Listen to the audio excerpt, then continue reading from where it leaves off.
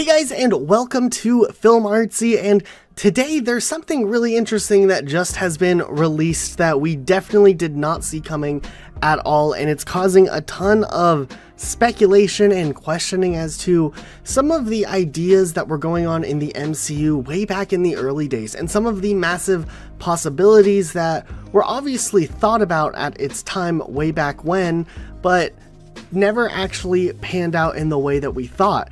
And now that we have a brand new deleted scene that was just released from Iron Man, which will be appearing in the Infinity Saga box release later on this year, it's really interesting just to see with what the MCU was thinking during the early days and what type of connections they were really trying to build that never actually happened. And obviously the MCU went a different way, but it leads us wondering, what if things went this other way? So today we're going to look at that deleted scene and talk about it because it's pretty massive. And that being said, let's go ahead and jump into it. Agent Romanoff, you miss me? Oh yeah, Charles, we got ourselves an X-Men fan. Captain. Your Highness. Captain, big fan, Spider-Man. Hey everyone. Okay, so first up, when looking at this deleted scene, we see it is a alternate version of the post-credit scene from Iron Man, the first film in the entire MCU, the thing that started everything off, and just hearing what he says really adds a larger scope of context just because of when this movie came out. So let's go ahead and play a short snippet of that clip. As if gamma accidents, radioactive bug bites, and assorted mutants weren't enough, I have to deal with a spoiled brat who doesn't play well with others and wants to keep all his toys to himself. Who the hell are you? Nick Fury, director of S.H.I.E.L.D. I'm here to talk to you about the Avenger Initiative. Well, what are we avenging? Whatever the hell we want. Okay, so first of all, there's a lot to unpack here. Now, mind you, this is Iron Man 1. This is before The Incredible Hulk came out. Even though The Incredible Hulk was probably already filmed, they knew it was coming out. It was coming out just a couple of months later, and there was obviously that connection to The Incredible Hulk already happening, but there's more about that we'll get into in a second. And in general, it looks like Samuel L. Jackson's character, Nick Fury, is making a comment on Hulk because of the gamma radiation. But we also have a reference to radioactive spiders and a reference to mutants, which are two franchises that are Marvel but did not exist in the Marvel Cinematic Universe at all at this point when Iron Man released.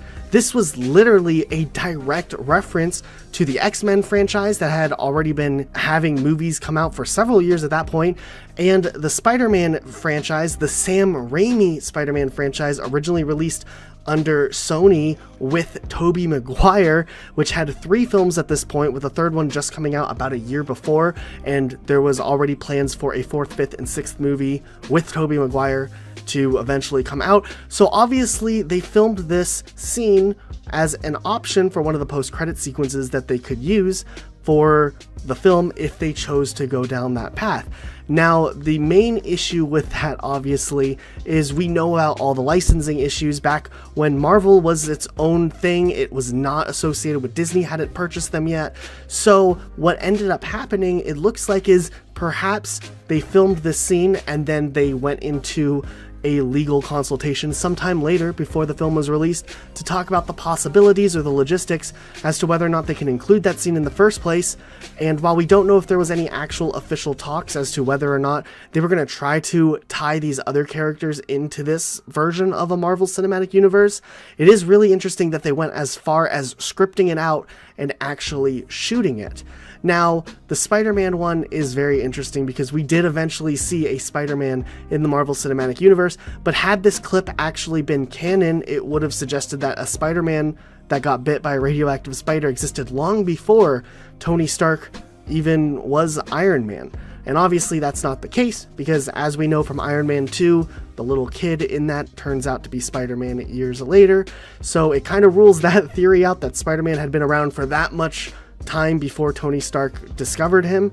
But at the same time, it does kind of leave this interesting theory that there was at one point a plan or an idea to at least have the Sam Raimi Spider-Man exist within the same universe of superheroes in one way or another, but obviously it didn't end up happening, so it never was actually canon, but the idea was there. It's the same thing looking to the X-Men series, and we can look at Hugh Jackman's Wolverine, which was a very popular character. This was all during the X-Men movies, and they did more X-Men movies after this, and who knows, maybe it was a plan to see if they could make this massive deal way back when they were a smaller studio and pull this type of stuff off. Now, mind you, remember, Disney didn't really get involved until the Avengers came out, then when they facilitated everything with that and onward. So it's not like they had the budget. They didn't have the same negotiating power they had later on when they were able to approach Sony with getting Spider-Man, and when Disney straight up just bought Fox, and we'll see X-Men in the future, or mutants in the future.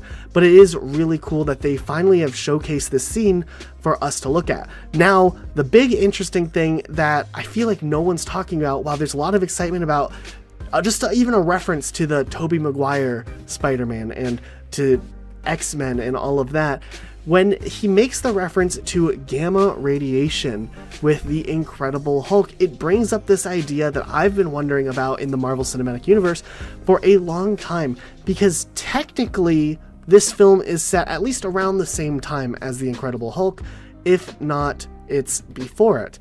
And if we look at the Incredible Hulk 2008 film, the one with Ed Norton, that is technically still canon, as it does have General Ross, a character that's still in the MCU today, and a lot of the storylines are connected, just the main character was recasted. If you look at that film on its own, it was intended to be a spiritual sequel to the 2003 Hulk movie that came out 5 years before The Incredible Hulk. That's why in the 2008 Incredible Hulk movie, we don't actually see Bruce Banner become the Hulk. He's already the Hulk at the beginning. We see a series of flashbacks that were shot for the purpose of that specific film, and it definitely serves as somewhat of a sequel where the first film ends kind of, I believe, in Panama, and the Incredible Hulk 2008 film picks up in Panama. There's a few connections like that where they made this movie as, yes, it's a fresh start for Hulk and the Incredible Hulk as a character, but if you saw those movies, it still ties together.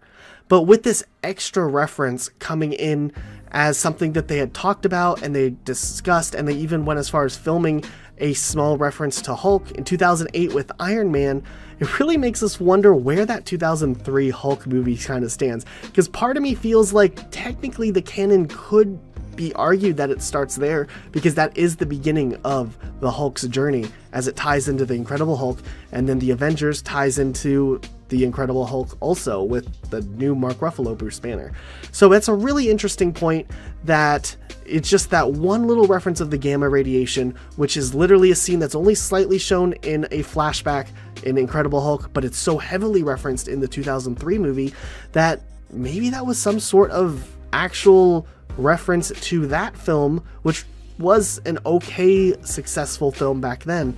And maybe there was just this idea of not necessarily having their own universe, but trying to just exist amongst all the other heroes and seeing what type of deals they could make before finalizing that it was their best option to pick the characters from the pools that they already had and go from there. And that's when we saw Iron Man 2 come out 2 years later. We saw Thor, Captain America also come out around that time, and that's what formed into our Avenger team that we know now, and they went from there rather than trying to feel and bring in other characters.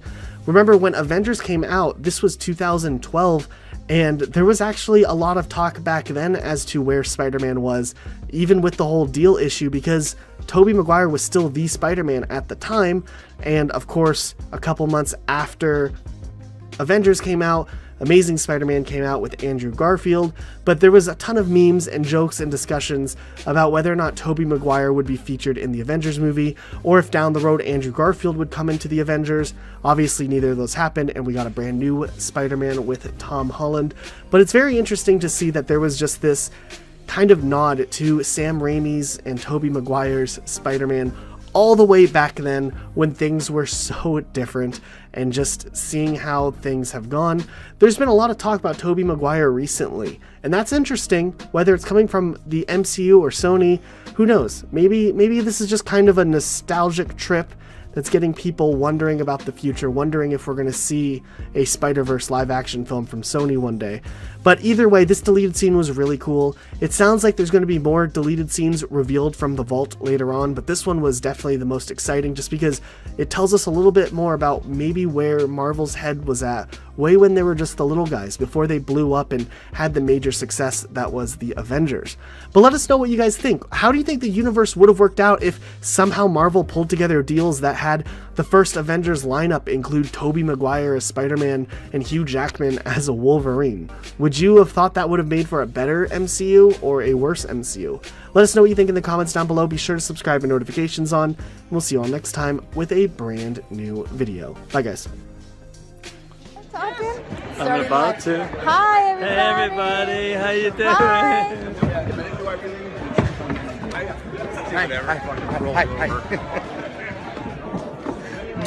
Hi. See you guys. Know anybody?